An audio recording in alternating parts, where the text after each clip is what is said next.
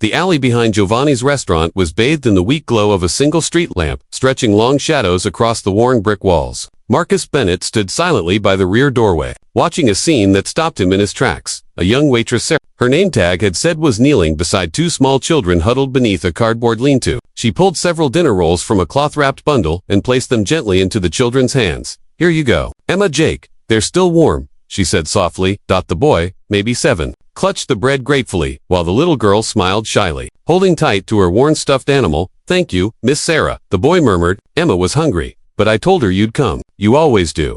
Marcus felt something shift inside him. He owned a chain of high-end restaurants across the city. Yet somehow, this waitress who earned so little was feeding hungry children in the shadows of his business. Sarah knelt closer to the kids. "You staying warm enough?" she asked. "I brought an extra blanket if you need it." Emma nodded. "We're okay. Jake takes care of me. He says we just have to be brave until Mama comes back." Marcus's throat tightened. These children were surviving on hope and Sarah's quiet kindness. Then Jake whispered, "Miss Sarah, that man in the fancy suit came again. The one asking questions about you." Sarah's expression grew cautious. What did he look like? Tall dark hair. Expensive jacket. Marcus froze. The man in the suit was him. Earlier that day, he had been asking around about an unknown person feeding people near his restaurant. He had thought it was a nuisance, something that might hurt his business's image. Now, shame washed over him. Sarah was no rule breaker. She was a guardian angel working in secret. "Don't worry," she told the children gently. "I'll take care of it." As she stood to leave, Marcus stepped out of the shadows. "Excuse me," he said softly, hands raised so she wouldn't be startled. Sarah turned sharply, instinctively moving between him and the children. Her eyes widened with recognition. "I can explain," she began quickly. "I know I shouldn't take leftovers, but the food would have gone to waste. They were hungry. I'll pay for what I took." Marcus shook his head. "Sarah, you're not in trouble," he said quietly. "I just wanted to understand what you're doing." That night, Marcus sat down beside Sarah and the children, listening as she told their story. Their mother had been hospitalized months ago, and with no relatives nearby, the kids had been living on the streets. Sarah had found them 2 weeks earlier and had been helping them survive while trying to find a safe way to reunite the family.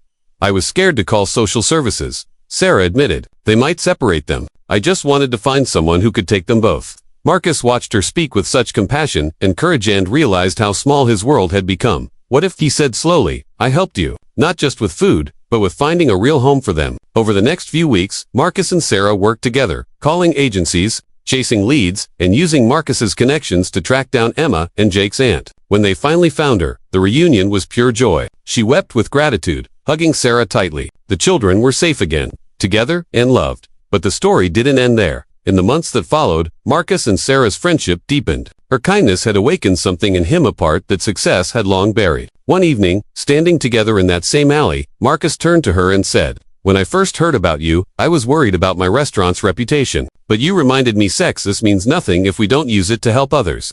Sarah smiled softly. "Then maybe this was never about reputation. Maybe it was about rediscovering your heart."